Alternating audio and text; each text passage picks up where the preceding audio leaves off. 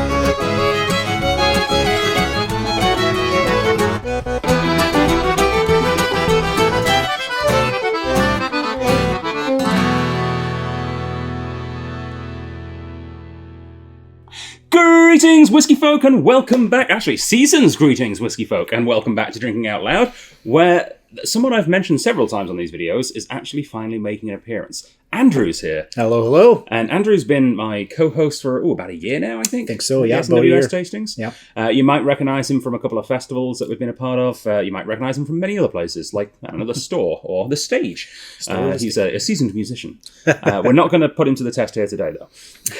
No, not for today, no. But welcome, one and all, to Outturn number 146 for December of 2023 from the Scotch Malt Whisky Society of Canada. It's going to be a fabulous little lineup here. I've already tried these whiskies twice now. We've already had both tasting events, and Andrew has missed out on both of them because you went on holiday. I was, yes. Lucky I went duck. to the mainland for a while, and I missed both Outturns, but I'm here. Yeah, so we're finally giving him... That's actually the entire reason I invited him onto this. I didn't want him to miss out on trying this whole lineup. I'm really excited. Yeah. Yeah, so as always, this video is going out at the same time as the digital launch, so theoretically these bottles are available at strathliquor.com/SMWS, and I say theoretically because they're all in very short supply, and even if it's 3 minutes into the launch period, you might have already missed out on a couple of them. They can go really fast. This is the lineup. If anything looks really tempting right now, pause the video, go and buy something, and then come back, and we'll try and persuade you to buy something else. That's how this works. It's the silly season. Why not splash out? Exactly. And there are a lot of absolutely incredible bottles in the lineup today. A lot of great bottles for the festive season to share with people, to enjoy at special events. And it kicks off today. Whiskey number 1 is Fragile Fruits and Floaty Flowers.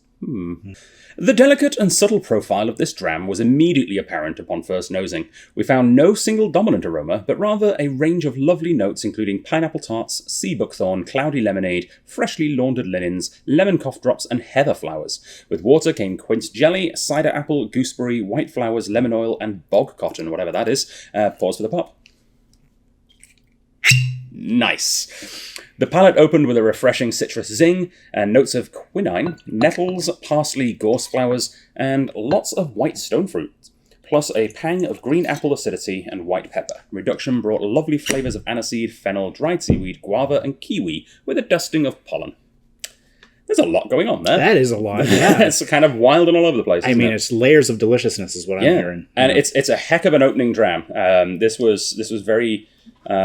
very well received at the in-person tastings. And it's often a tough spot, number 1. So let's see what Andrew thinks.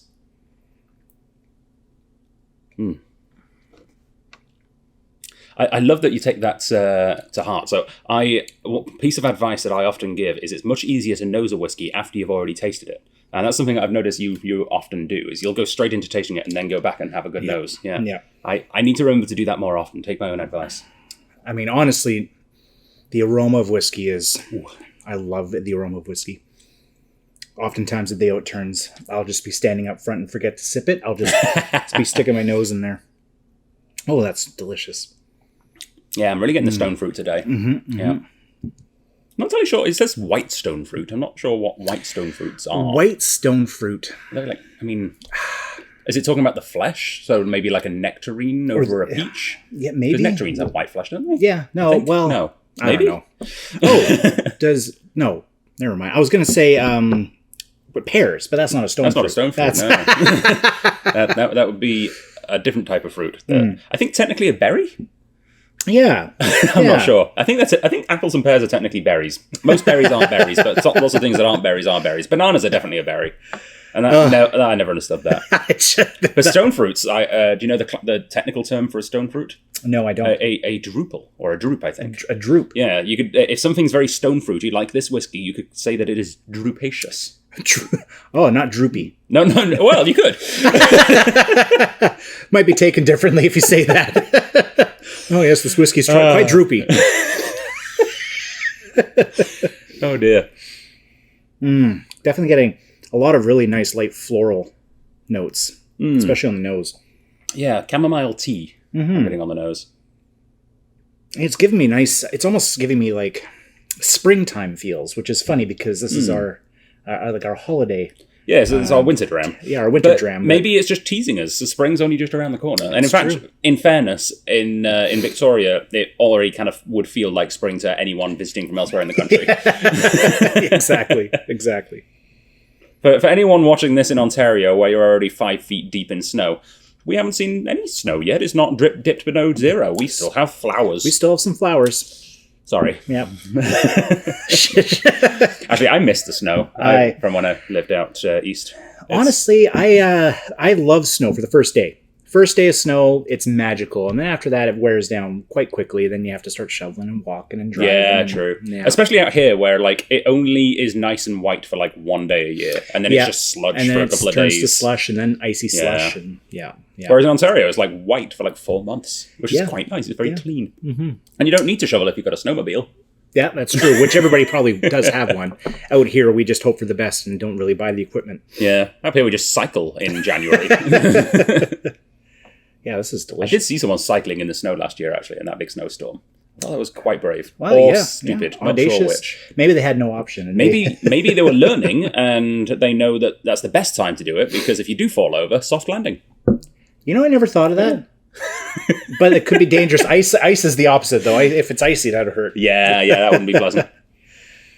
All right. Oh, that is delicious. So, what are the stats on this whiskey? So, it is a Highland malt. It is from a second fill ex-bourbon barrel. It was distilled on the 31st of January 2008 and aged for 14 years. And they only got 157 bottles out of that barrel. So, really? Yeah, kind of wild, isn't it? That is weird. ABV of 57.3. You know, this is...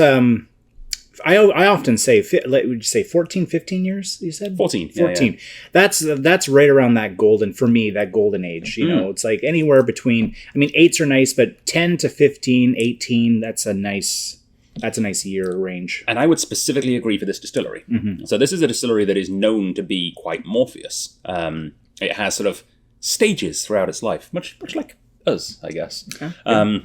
When it's really, really young, when it's a wee bairn, it starts off incredibly sulphury. I'm trying to equate it to a person now. My sister is the perfect thing for that. She was apparently a terrible child because she always had like an ear infection. So when she was a baby, she was just the worst crying baby all the time. Yeah. That's too She bad. was very much well loved still. But, yeah, of course. But then, as you get a little bit older, this distillery, when it reaches around its sort of 8 or 9 years old, it gets these really nice, delicate fruit notes, which, it kind of worked with my sister too. She was apparently very pleasant at that age. And then it develops, it deepens out a bit in its early to mid-teens. It gets these sort of toffee, coffee kind of notes. Mm-hmm. And then, I guess much like my sister, towards the latter end of the teens, it becomes quite spicy. Sorry, Kerry. I shouldn't have said Kerry. I've got 2 sisters. I wouldn't have known which one I was talking about. I could have told both of them it was the other one. Oh, well. Well, now they know. The cat's out of the bag. Only one of them had ear infections as a baby, though. But yeah, so this is a distillery that at different ages can be quite different, and I really like Balblair. Yeah, at this age, I find older Balblairs to be quite interesting, but I prefer them before they pick up too much of that spice note. I really like this sort of light, fruity, mellow with a bit of depth to it. It really is that gold zone. For this, and at this point, like the sulfur is pretty much all gone. I don't get any sulfur; it's just left behind all of the other things that come along with a sulfury whiskey or sulfury new make. Gorgeous. Now, I'm trying to remember which ones we got 1 and 2 cases of. We only got 1 case of most of these, so I may get this wrong, but I think this is a 2-case one. And if that's the case, if that is the case, then I think we've got 4 or 5 bottles of this somewhere around that at time of recording, because I saved some for the digital release. If this sounds like a great whiskey for you, which I think this is a great whiskey for a family gathering, because no one's going to dislike this whiskey. It's a safe whiskey. It's a really safe whiskey, and which is explains its spot number 1 with the tasting. And it's hard to have a safe whiskey that is still going to satisfy whiskey nerds, right? Yeah. This is going to satisfy people who only drink whiskey once a year at Christmas. Granddad who only drinks Glenlivet 12. Yeah. He's still going to like this whiskey. It's not going to blow his head off like a Lafroig. It's not going to be overly sherried like some of the other things later on. This would be a great whiskey for somebody who's moving in from another whiskey too. If someone's drank only Irish whiskeys or something, this would be a fantastic introduction into the Scotch world. Absolutely. Yeah, definitely. It's complex but delicate. It's available right now, theoretically, while stocks last. $252.96. And I should say, just in case you didn't catch it at the beginning, this is December of 2023. By the power of YouTube, you could be watching this 100 years from now. Very much sold out by then. Like I said, only 157 were ever made. It's probably going to be sold out by the end of the month, let's face it. Check back. Always worth checking to see if we have it still. And if we don't, maybe give a quick shout out to our partners. So you can get this theoretically maybe at one of the other 4 stores now across the country that stock SMWS. Legacy over in Vancouver. I'm trying to go west to east. So we've got Legacy, and then next across would be Kelowna, Arc. They're basically on top of each other, Kelowna, Edmonton and Calgary. I don't know which one's technically slightly closer. I guess Calgary would be closer. Calgary would be closer, yeah. So Calgary, Kensington, Waimark and Calgary, and then Edmonton, all the way up there, would be Keg and Cork. I've not been to Keg and Cork yet. I need to visit. Sorry, Keg and Cork. I should make the pilgrimage. But yes, come get yourself a bottle of Fragile Fruits and Floaty Flowers. And next up, what do we got? We've got... somewhat divisive dram at the in-person tastings, partially because it's not a whiskey. So some people were not expecting this, and some people didn't like that they weren't expecting this, and some people really liked that they were not expecting this. I always like a bit of division. I know, right? It's a talking point. Makes The room gets loud. Yeah. This next up, we have 5 Spice Pineapple. From the last working wooden continuous coffee still first installed in 1880 at the Enmore Estate in Guyana comes this sample. Immediately sweet tropical fruits arrived on the nose neat, soaked in rum, no surprise here. Additionally, also with plenty of spices. Sweet and very viscous on the palate, but a burning sensation in the throat, like when swallowing extra virgin olive oil. Pause for the pop. Yeah, it's a rum. Ooh. Nothing plenty of water and time cannot fix. As nearly always with high-strength rum, water is your friend, and taking your time is not being lazy.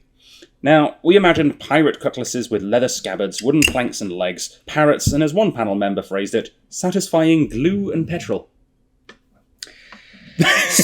Keyword there is satisfying. Yeah. Keyword there is it's satisfying. The whiskey asterisk. The rum asterisk. Oh, in this yeah, case. right. Yeah. Right. All right, you're a rum fan, aren't you? Oh, yeah.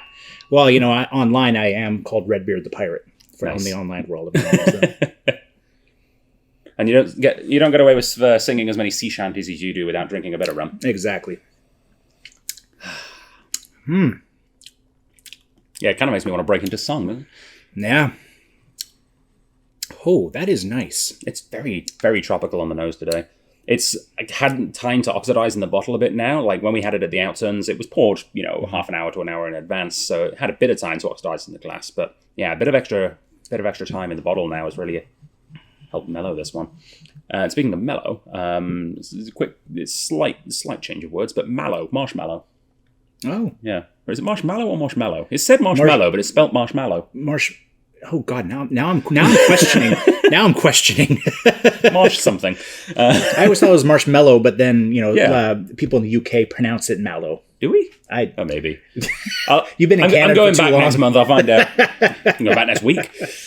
All right. I am definitely getting the that petrol that was mentioned.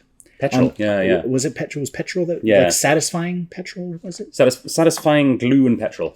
Something like I definitely Airfix got glue. that on the finish. I definitely got it. But like they said, it is pleasant. It is nice. I'm going to say diesel over petrol. Yeah. I don't know the difference. And Not to drink, at least. And glue on the nose. I build a lot of miniatures and models, so I would know. I don't sniff my glue. It's just, part of the... Yeah, I'll just... Part of the process. You can't help it. Yeah, no, totally. So yeah, this is a rum, and it's a Guianan rum. 18 years. It was distilled on the 31st of July 2004. It's an 18-year rum. Wow. That was matured in a second fill ex-bourbon barrel. So a lot of... it wasn't overtaken by cask flavours. You're getting a lot of the distillate flavour here. 214 bottles, rather. Coming out at 60.9. So even after 18 years, it's still over 60%. Imagine Which is feisty. Imagine the punch you would have felt having this earlier. Oh, It would have this is has quite a little kick to it already, and it's been remember that rum you tried at my place a couple of weeks ago? brave like lion, Make you strong like lion. make you strong like lion. Yeah. Man, oh One man, of the first SMWS rums I ever had. It was like 76%, I think. 76%. Oh. Ooh, yeah, that was a challenge rum. It was good, but Made challenging. definitely made me strong like lion. Yep. This is R2.19, by the way. So, distillery that we don't see very often. Let's try it with water, because we forgot to put water in the first one, naughty us. But in fairness, it didn't really need it. It was already nice. No, and it mellow. really didn't. It was This, really nice. It recommends with water, and you could, I don't know if it'll pick up on here, but I just added water and just watched the oils dissipate. It definitely is a thirsty little dram. Like that. Ooh. Yeah, I saw that as well. That's very pleasant. Overproof. I love that term. Always makes me think of that Men at Work song, Overkill. Overkill. Overproof. Ooh, the water for myself really opened up a lot more spices. Yeah, I'm getting... the name makes a lot more sense after water. 5 slice pineapple? Yeah. Less of the I hate using this word, but chemically kind of like petrol and glue. What we were saying before, a lot more driven. Yes, very much so. Yeah, definitely. It's kind of reminds me of sweet and sour, like a really good sweet and like pork sweet and sour or something. Yeah. It's less common over here, but in Australia at least, every time you get sweet and sour, it comes with chunks of pineapple in it. Less common over here, but there are places for that. I usually pick them out. I'm one of those people. I do love pineapple. I just don't like it when it's warm or cooked. I prefer it nice and juicy and fresh. So you're not a pineapple pizza guy. Well, let's move on, shall we? We ordered pizza the other day. I can't remember where we ordered from. We ordered from a different place because our normal place I think was closed or something. And like over 50% of the pizzas on the menu had pineapple on. I was like, that's a bit of a statement. That's a statement. That's exactly what they're trying to do. They're taking the debate out in public and saying this is our side and we're sticking to it. Like ham and pineapple, I get, and like one of the other ones that kind of made sense is they had a barbecue chicken with pineapple, which I can see that. People but often some of them are just like throwing pineapple on there. It's like their Supreme, I think, had pineapple. Like, what's going on there? I feel like a bit of a hypocrite because my wife and I, we often will order the vegetarian pizza from Panico, I believe, and they have pineapple on there, and I've always enjoyed it. So here I am being a hypocrite. But Hawaiian, anyway. Yeah, fair. Maybe it's just pineapple and meat that you don't like together. Maybe. Yeah. Maybe. Yeah. That might be the trick there. Yeah. Never thought of that. But this is quite nice, though. So here's the sad news: is we only got one case of this, and I know for a fact we only have one bottle left. Yes. So if you are interested in getting this rum, jump across to our web store right now and pick it up because, like I said, it's only one. So odds are it's probably already gone by now, but worth a try. It's always worth looking. Yeah. But where's it from? Well, we know it's Guyana. And we know it's from a place with a really strange still. So I mentioned at the beginning of the tasting note, it's the last working wooden continuous coffee still. And that really intrigued me. So I looked to see if they had any more information. And lo and behold, they do. So it was originally called the Demerara Vat Still. It was installed specifically for making overproof Navy rum at the time, which makes sense. Yeah. And it was purchased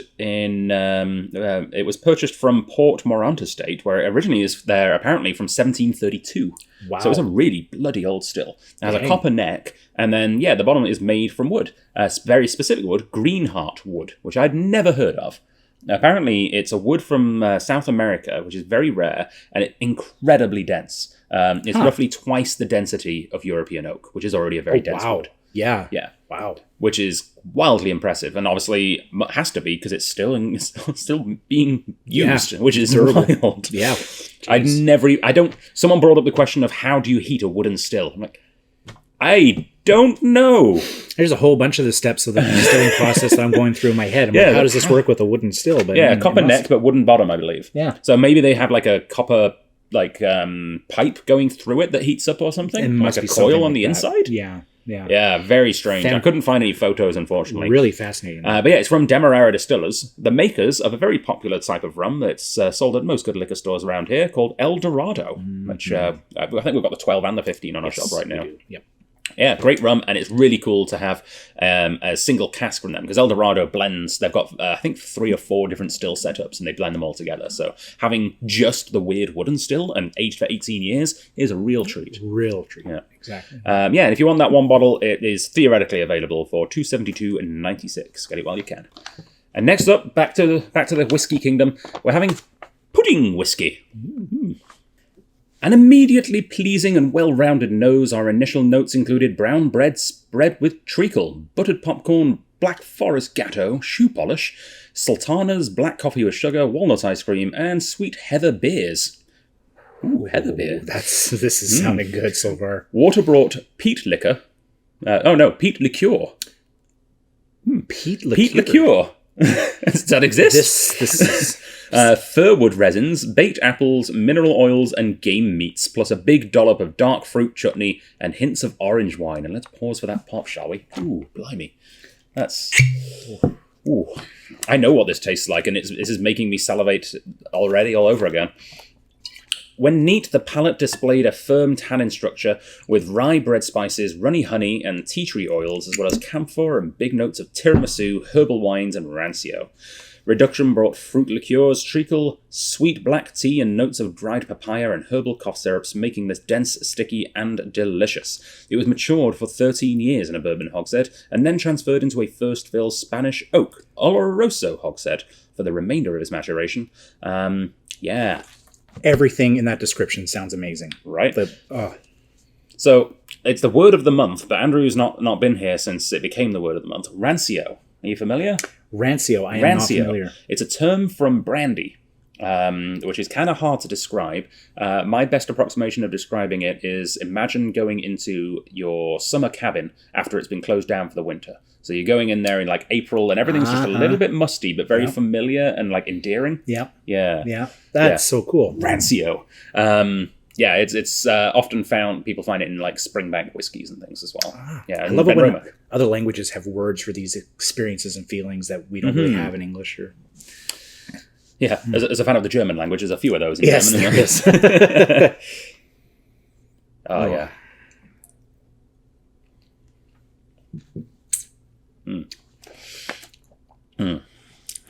Ooh. Oh my goodness.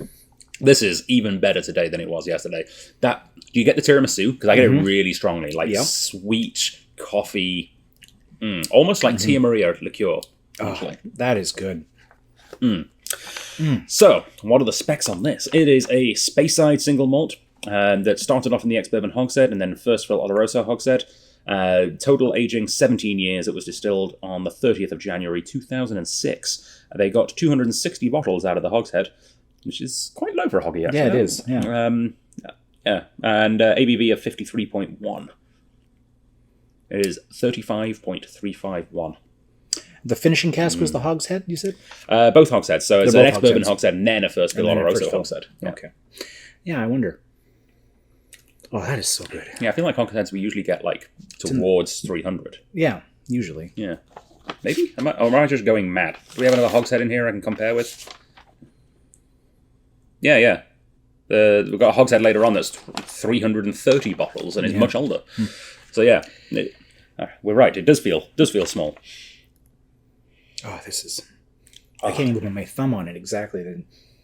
Maybe that's that, like, rancio. Like, you can't quite really fully describe it. Yeah. It's almost like the word, I want the word to be there, but I can't find it. So a note on the language here. Pudding whiskey. In Britain, in most of Britain at least, the word pudding doesn't mean what it means here. And I know some of you are already jumping to, like black pudding. Like, no, I mean, that is an exception to the rule, I guess. Is this like the pudding that we often see in A Christmas Carol? It could be. They almost look like a baked thing that they then... Yeah, that's Christmas pudding, specifically. Pudding. Yeah. Okay. But, so pudding over here, I found, usually almost always refers to, like snack pack style, like little cups of, butterscotch pudding. It's just like flavoured custard, almost. Yeah. Pudding in the UK is just another word for dessert. Oh. Yeah. Like, what are we having for pudding? Oh, we're having biscuits for pudding. Or... I like that. It could also be like a term like sticky toffee pudding is just like a sticky toffee dessert. And when it's used in that term, it's more often like a steamed pudding. That is like very interesting. Yeah. And it explains a lot. I feel like I've been lied to many times by people from the UK thinking I'm getting a nice custard pudding. And I thought I was getting pudding. They just gave me a Twix. I've never questioned it either. I just see what I get and I enjoy it and I don't question what they say. I'm like, okay, well, that's not pudding, but it is. Yeah. So tiramisu in the UK could be referred to as a kind of pudding. That's really cool. I didn't know Definitely that. not here. Although you could have a tiramisu flavoured pudding. I feel like there is a tiramisu snack pack. There must be. There must be. This is like a... Nutty on the nose now. Yep. Nutty, getting a bit of spices. Nice, almost like a molassesy brown sugar, but not overpoweringly sweet. It's just there. That note is there, Yeah. There's a word in the description that I'm finding is fitting what I'm experiencing. Sticky, I think it said. Yeah, sticky. Yeah. And it's very... it reminds me of those spiced, candied pecans. I'm getting there. I don't know if he's made them since you've been around, but Brett used to make them every year at Christmas time and give them out. I think I have had Brett gave some to Tasia. It's one of the reasons I heartily endorsed Brett to be the manager, to keep him around so that we could get more of his pecans. If you're watching this, Brett, you know what I want for Christmas. I went to take a sip, but I can't stop nosing it. Right. So, interesting distillery.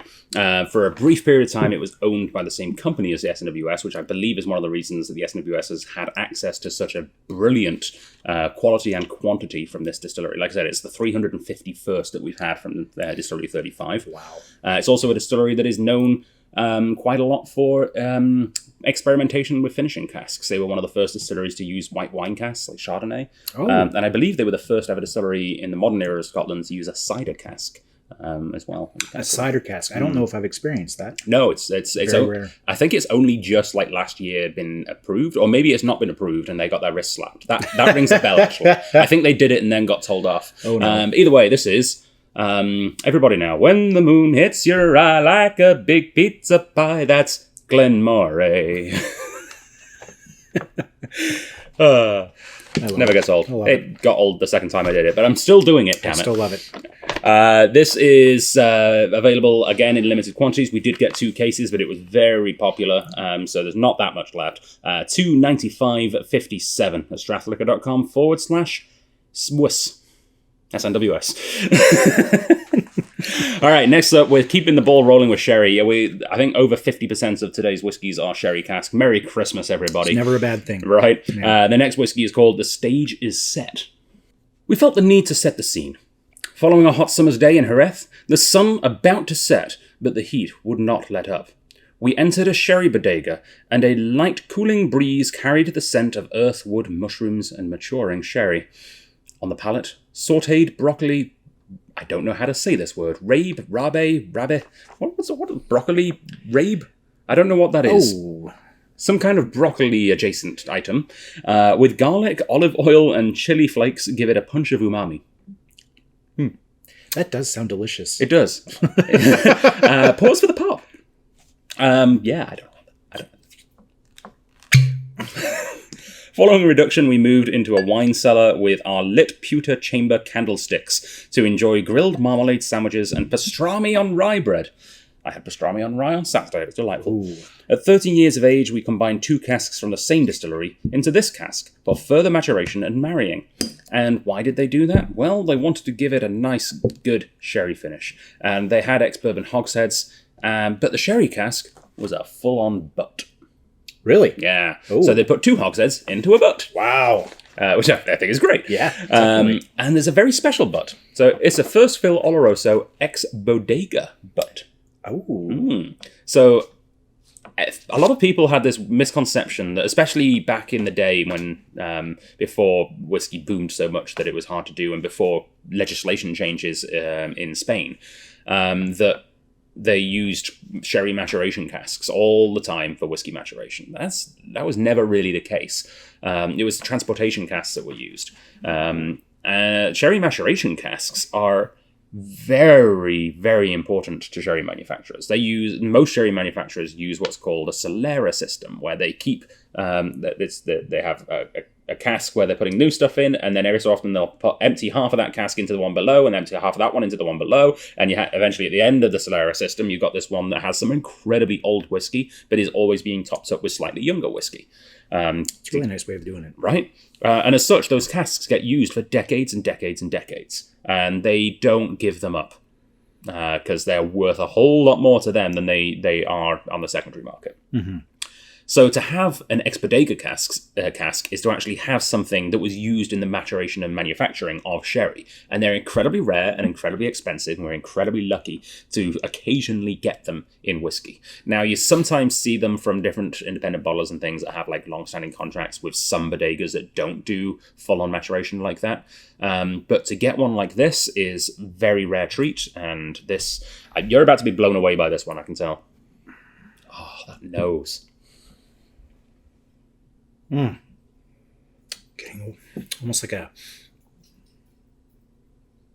Werther's original on the nose. Absolutely. Hi, you didn't see the little post-it note. Welcome Grant Olson to the video. Do you want to come over, Grant? Come have a whiskey with us. Yeah. Oh my gosh. You want to grab a glass? Okay, apologies everyone. I broke into the office. Hey, it is your office, and I think Merry Christmas. So we're having a very, very sherried whiskey from the most recent Outturn. Okay. We're just explaining it's from an ex-bodega cask. So instead of like a sherry seasoned cask, it's actually a cask that was used in sherry maturation. Okay. So it's particularly special. Cheers. Good to see you. Wow. Yes, cheers. Well, welcome back to your office. Yeah, it's nice to come back to work. Right? Great way to start.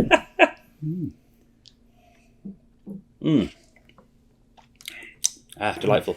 See, this is where I need a campaign for a bigger recording sign. I literally just put a post-it note on the door, and as we can see, it's not very useful. Well, there seems to be an issue because I drank pretty much all of it. I mean, you guys. Well, we didn't pour you very much. Oh yeah, no. We're not sure what you're doing later today. No, I'm okay. But it was so good that I thought I would just. Oh, it's delicious. Yeah, I know, right? I'm getting like hazelnut cream, like praline. There's like a nutty finish, like a musty, nutty finish, but you're right, creamy. Yeah. Yeah. Mm-hmm. And very sweet on the nose too, almost like a caramelly honey. Mm-hmm. Yeah, honey's a good word for it.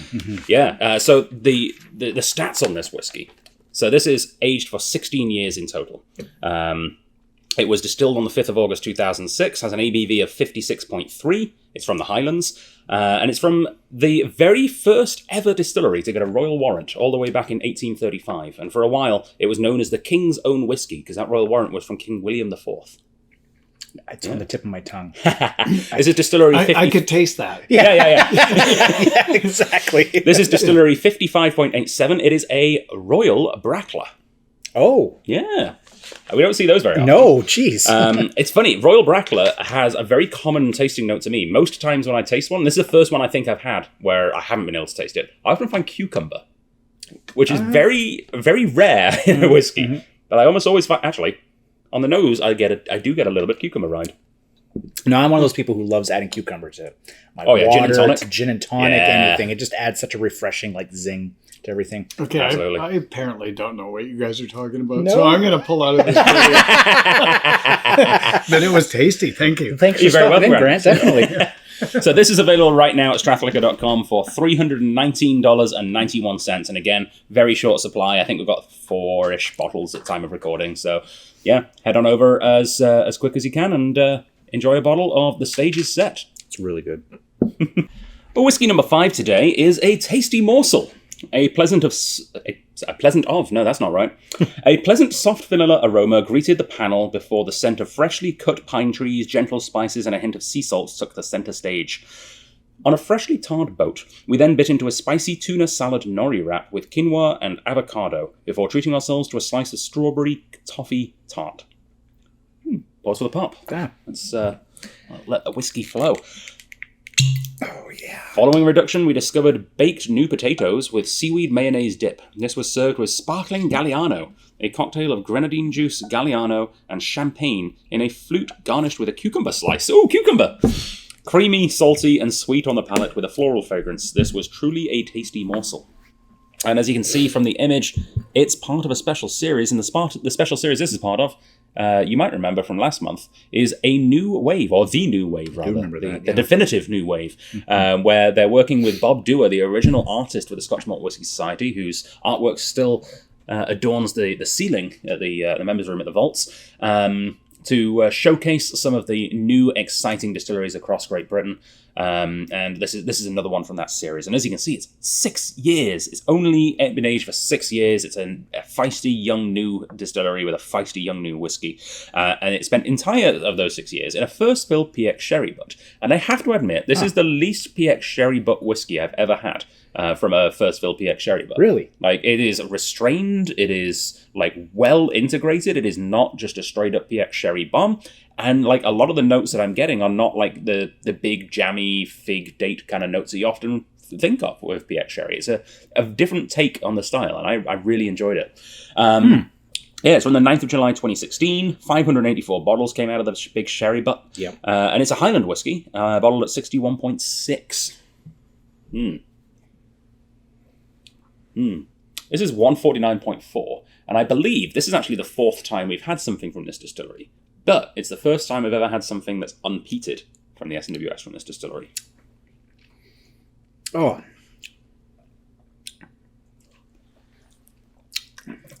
Isn't that weirdly restrained for a 6-year-old? That's not what I expected at all. Yeah. Not what I expected at all. Like, you think of young, feisty whiskies like a 6-year-old from a PX book. Your head automatically goes to things like Cavalan or Amroot, where it's got the big hot maturation. Yeah. That doesn't have that with this, right? It's young, and yes, it's sherry cask, but it's from Scotland still. It's still got that regular Scottish whiskey climate. So, but the actual new make spirit is interesting and rich and complex enough that it works okay. So I'm staring at my glass. It's actually slightly bent look.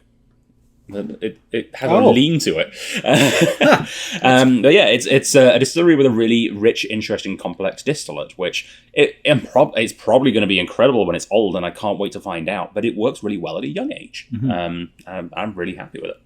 It's deceiving. It's a young, like you said, young feisty, but it has the mature mellowness of an older whiskey. It's 6, but it's 6 in dog years. Hey. Yeah. There you go. Yeah, that's exactly. It's like one of those big puppies that it could completely bite your arm off, but it will play with you and show restraint. Yeah, I do have to admit, as a working illustrator myself, it really is a nice. It's a nice gesture that the SMWS still has such a good relationship with the original artist, and that they're coming back to his original art with this new series. It's warms my heart, I should say. Yeah. I'm looking forward to potentially putting some of your artwork on a whiskey. We've got it on beer, but it's soon, a bucket list. It's a bucket list. One day, Andrew's illustrations will adorn a whiskey bottle. This is really good. I heartily agree. And it has that big, weird umami thing. They mention seaweed a lot in the tasting notes. I think I agree with what they're going with there. Yep. Yeah. Almost miso-y as well. Yeah, I'm honestly... This is making me reminisce of just my dinner last night. We had poke bowl. Cool. Poke bowl. So lots of seaweed in there, lots of fish. You know, just once I'd like to go to one of these hip new poke bowl restaurants and see them have a big menu and then say poke bowl. Got to try them all. That's a Pokemon joke for anyone who didn't get it. I remember they had a poster up in my neighborhood, the Pokeball place, and they said they're looking for a Pokeball artist. And I thought, oh, I'm an artist. I should apply. But then Draw a Pokeball. I didn't realize that the making of the food itself is the art. And, they're taking the Subway artist approach. Subway artist, the sandwich artist. Yeah. All right, I'm gonna. Actually, I was water in thinking this. that this is definitely something. I'm getting ready to go home. In less than a week, I'll be in England's fair and what's the lyric of the song? Fair and something lands. Fair and foggy land. You're foggy, that's all right. Yeah, green and pleasant. It's England's green and pleasant lands in a week's time, and now I've already started pronouncing things the way I used to. Watter. I put some watter in my whiskey, lad.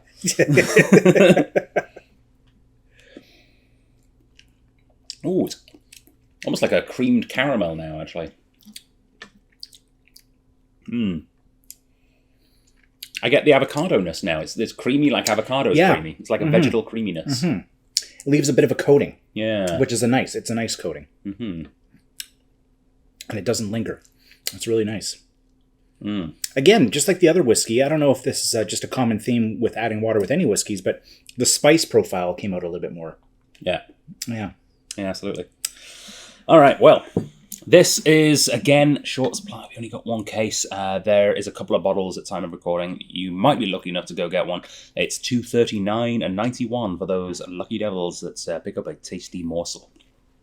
And next up, you might have noticed in the little intro that there's a black label. And it's time to try the black label. Parallel bars of sweetness and smoke. We combined selected 17-year-old casks from this distillery and then returned the single malt into a variety of different casks to develop further. This is one of those casks. Ooh. Various triggers hit the nose, blackberries bashed with a rolling pin, and bloody orange on lightly smoked duck. Heather and rosemary chucked on a bonfire, toasted hazelnuts, and a chestnut stall outside a boatyard. That's, eclectic mix of things, isn't it? It quite is. Well, let's pause for the pop.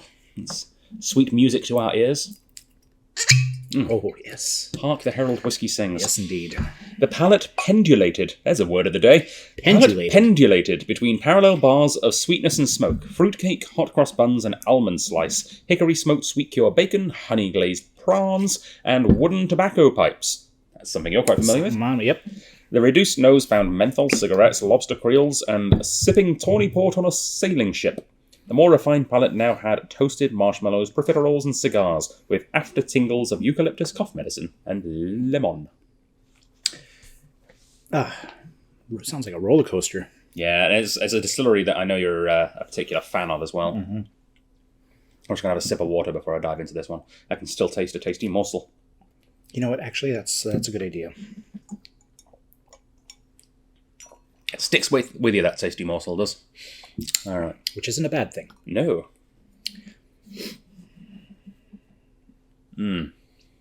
Hickory smoke on the nose for me today. Yep.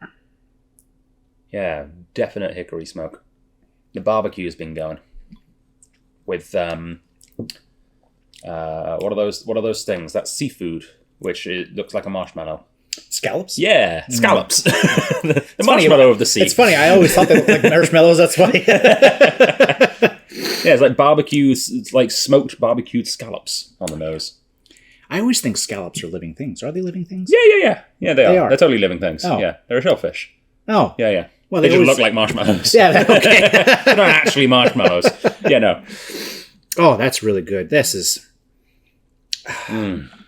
This is taking me back to the days being a teenager, having bought our campfires down on Squamot Lagoon. Mm-hmm. Just getting the mix of the sea, fresh air, but the smokiness from the fire, and of course the beers we shouldn't have been drinking at that age at the campfires. But we'll just I have to bleep that bit out. Yeah.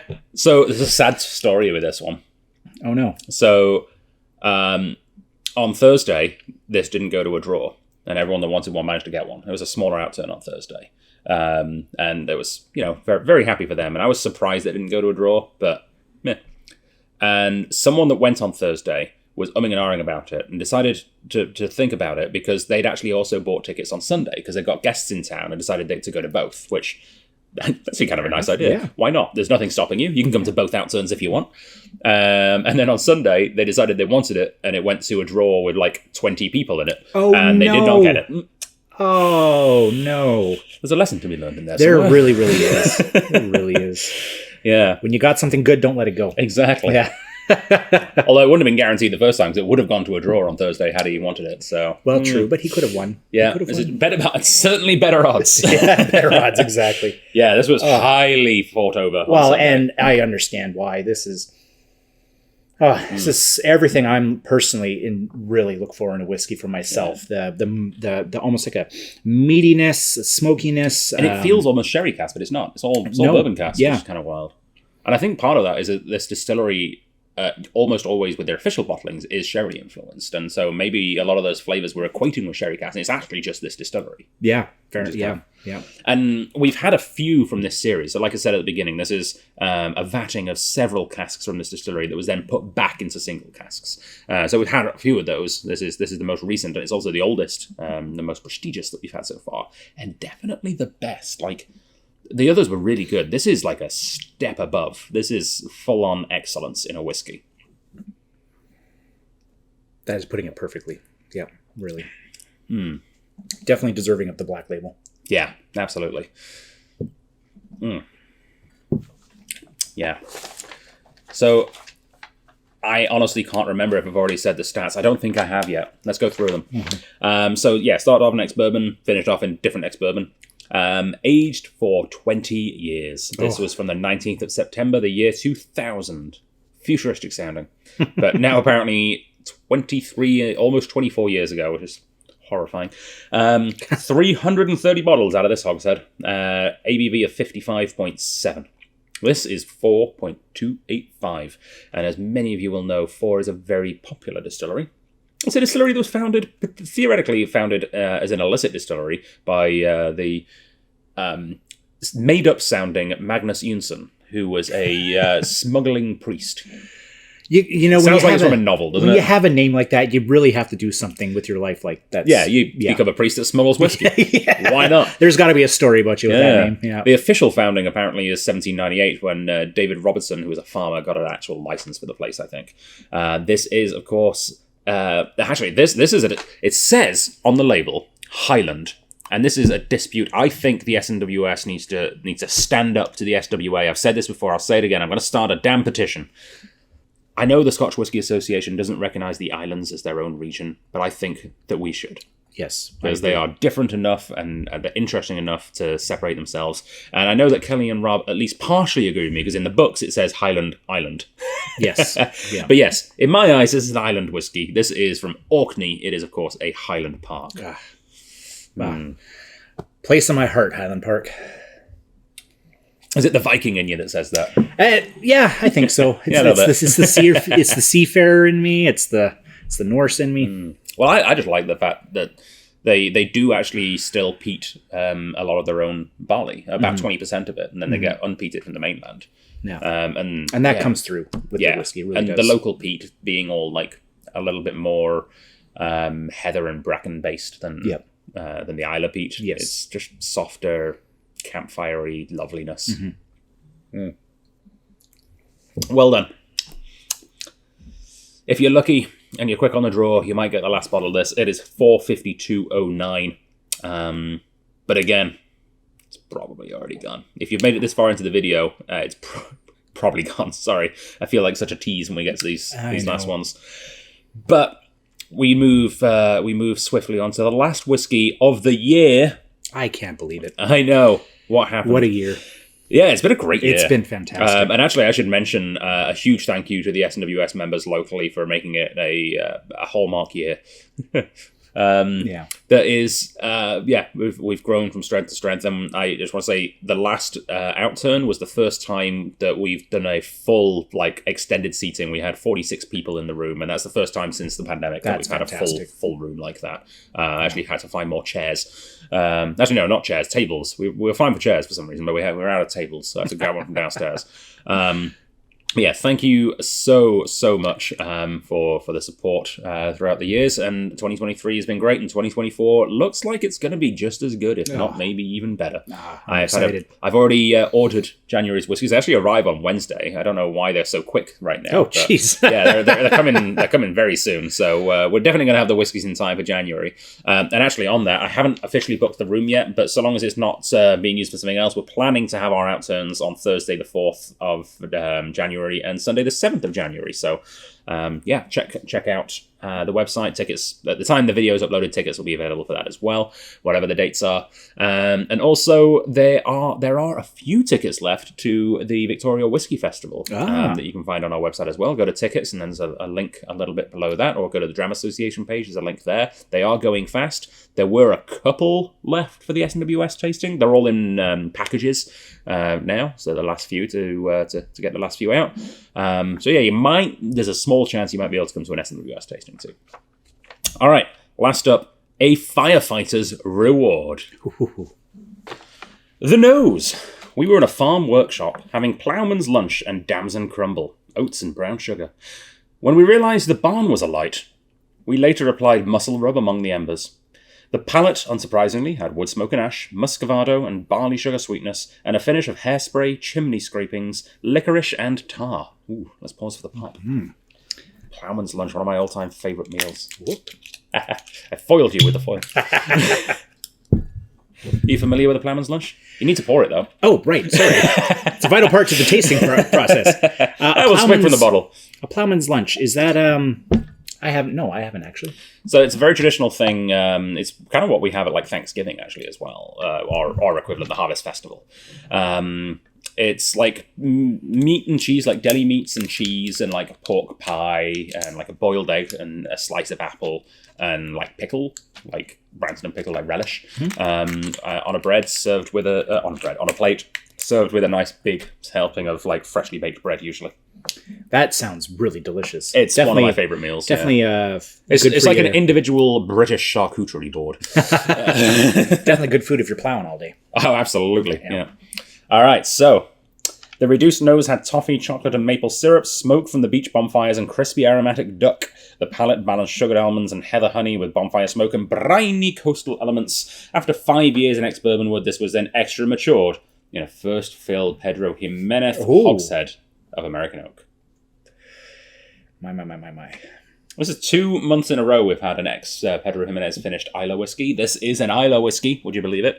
And it's not a Kalila, funnily enough. This is a lot of people guessed. Because it's the most common one we get in the SMWS. This is one we've not had in a while, either from the SMWS or anyone else, actually. The official bottlings haven't been available on our shelves for months, although they are coming back quite soon.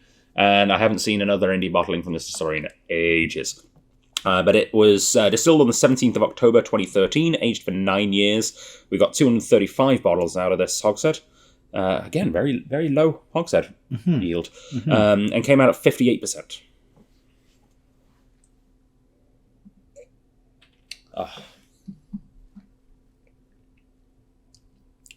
So a few people said this wasn't very classic of the distillery. I kind of disagree. This feels like some of the official bottlings I've had from this distillery. A lot of people thought this was a Bowmore. It's not a Bowmore. But it also reminds me an awful lot of the whiskey that got me into whiskey, which is not the same now as it used to be, but you know what I'm talking about, Black Bottle. Yep. This is really good. This is that nice, really smoky, ashy smoke. If you know what I mean. Like I find that peated whiskeys, they can be like a meaty peaty. They can be a meaty peaty. But this is. Well, that's one of the suggestions I had for the SMWS. They put out a poll last year, asking if they should change the tasting profiles. And one of the things I said was like, instead of having lightly peated, peaty, and heavily peated, why not have like more descriptive peats? I think that's a very good idea. Yeah. Yeah. Like a wood smoky kind of one, a medicinal smoky kind of one, like maybe a meaty peaty. Yeah. Yeah, like meaty peaty, like you're eating like a nice meated or smoked meat and meated smoke. Apparently, whilst the results of that were very interesting, the at the end of the day, apparently the status quo is remaining. Well, fair enough. Yep. Sometimes the current answer is the best answer. I would love to see, not for all of them, I would love to see occasionally whiskies that are put into two categories and have like two colours, like a half split. Ooh. Right? I think that's the answer here. Because sometimes it is really hard. That Sometimes you've got like an oily and coastal one that is also lightly peated. Yes. You could have Yep. dark blue and light green on the label together. Oily and coastal is, it's very neck and neck, but with peated. But oily and coastal, I think right now is my favorite flavor profile with SMWS. And it definitely is, I've had a lot of whiskeys that could also be the oily and coastal. And I think, you might not agree with me, but I would say that this is both peated and oily and coastal. I would agree. Yeah, Right. I would agree. I'm getting like how sometimes you see like I'm falling back on my memories of Esquimalt Lagoon, but you know how you see often like driftwood pieces drift up on shore that are burnt. Or old fishing nets. Old fishing nets. Yes. Yeah. Yes. Yeah, totally. Have a wee drop of water in there. Lovely. See, water, again, for me, has brought out the fruity PX notes. It smells like blueberry jam now. Smoky blueberry jam. Yeah. But blueberry jam nonetheless. Smoked blueberries. So might be onto something. Oh. All right. So what distillery is this? Well, as I said, reminds me of Black Bottle, which might have been a bit of a clue. Along with Black Bottle, it was sold by Edrington in 2003 for only £10 million, which, personally, individually, £10 million is an awful lot of money, but for a distillery, that's not much. No. In fact, as a key indicator of how much, in 2017, they did an £11 million refurbishment. And the valuation of their stock, I can't remember the year, it was like 2021 or something. The valuation of the stock that they had was something ridiculous, like £55 million. Oh, wow. Just for the inventory. So yeah, good deal. Yeah. They did well there. This is Boonahaven. I was going to guess that, but I didn't want to. Distillery 10.252. Yeah. Yeah. So I can see why people say this isn't really reminiscent of a Boonahaven. Now that I know, I disagree. I can see a bit of their footnote in there. Yeah, something like the oh bad. So that's the rule with official bottling Boonahavens is if you can pronounce the name. Well, assuming you can pronounce Boonahaven, if you can pronounce the name of the bottling, it's probably unpeated. So Boonahaven 12 is not peated. Boonahaven 18 is not peated. Boonahaven Toitichagara is peated. Boonahaven Schauberach, whatever that is. You're doing a better job than I would. Is peated. And obviously this is peated. And they do make both. I think only about 10 or 15% of what they make, though, is actually peated, which is interesting. A little bit like Tobermory and Lechaig in that sense. Same distillery, two different styles. Yeah, definitely. I almost feel like they should come up with another name for their peated style of Boonahaven, to be honest. That might make it more marketable. Well, I mean, your little trick there for knowing which one's peated. I think I might use that in the store. Yeah, I mean, it doesn't work all the time, but it works for pretty much all of them. I think it doesn't work for airport exclusive ones because they come up with like non-age statement unpeated ones for the airport, but we usually don't need to worry about that. No. All right, last whiskey of the year. Theoretically available, but very, very limited supplies. $248.61 is the price on that. And thank you all so much for tuning in. Thank you all for another wonderful year of SMWS. Thank you to Andrew. Yes, thank you. Thank you to Taryn, who's hopefully watching this. She said she watches my videos. She was on a video on this weekend. Yeah, definitely. She came and joined me for our gin and brandy videos for our sister clubs. And yeah, thank you to Brett, of course, who's also co-hosted this year. Has anyone else co-hosted this year? I think that's everyone. I think so. Have you had Norm on this year at all? Oh, I've had Norm on the videos, yeah. Cheers to Norm. I can't believe he's never been to an SMWS. Yeah, what? Yeah. That's criminal. I know, right? We need to bring Norm, the IT guy, to an SMWS. I'll make him an excuse like, I don't know how to use the projector anymore. I forgot. Norm, you'll have to come and save the day, and just ply him with whiskey. Yes. Yeah. Anyway, hopefully we'll see you all at the January Outturn, or if not, the Victoria Whiskey Festival. Or if we don't see you in person, because you're not in Victoria, if you visit Victoria, drop us a line. Let us know you come see. Definitely. And, I'm more than happy to put some time aside and see you and maybe crack open a bottle or two to toast your visit. But yeah, drop us a note in the comment section. Always happy to hear from you. And I'm taking the entire month of December off, and I'm actually looking forward to having time to actually work. I know that sounds bad, but like some of the things that just keep getting pushed down the priority list, like responding to comments on this YouTube channel. I'm very sorry to those of you who have commented who I haven't replied to yet. It's been incredibly busy, and I'm very much looking forward to replying to your comments whilst on a train between Paris and Marseille. Good way to pass the time. Right. So, Slanjavar, stay in touch. We'll see you in the new year. And Merry Christmas, Happy Holidays, Merry whatever Christmas. your reason for celebrating. Happy New Year. That's an important one, especially in Scottish culture. And we'll see you on the other side. Cheers. Cheers.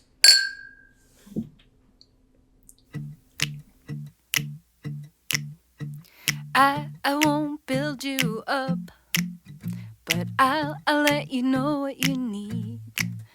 And I'll tip you generously if you come out and dance with me. I'll open up my heart if you'll just open up your mind. And I'll sing for you all night for free if you come out and dance with me. At the front of the bar, but at the back of the line, I'll spill my dime on the wood to buy you wine on your overtime. I won't build you up, 'cause from the looks of you, you get it all the time. And I got a better chance if we dance than if I'm funny or cool with the lines. At the front of the bar, but at the back of the line, I spill my dime on the wood to buy you wine on your overtime.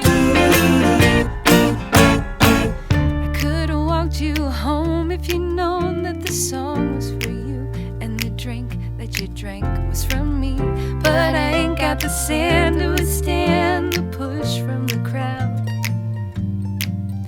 The push from the crowd and the fight in the street. At the front of the bar, but at the back of the line. At the front of the bar, but at the back of the line. At the front of the bar, but at the back of the line. I won't build you up, but I'll let you know what you need. And I'll tip you generously if you come out and dance with me. At the front of the bar, but at the back of the line, I spill my dime on the wood to buy you wine on your overtime. At the front of the bar, but at the back of the line, I spill my dime on the wood to buy you wine on your overtime. But you keep turning around again. You keep turning around again. You keep turning around again. You keep turning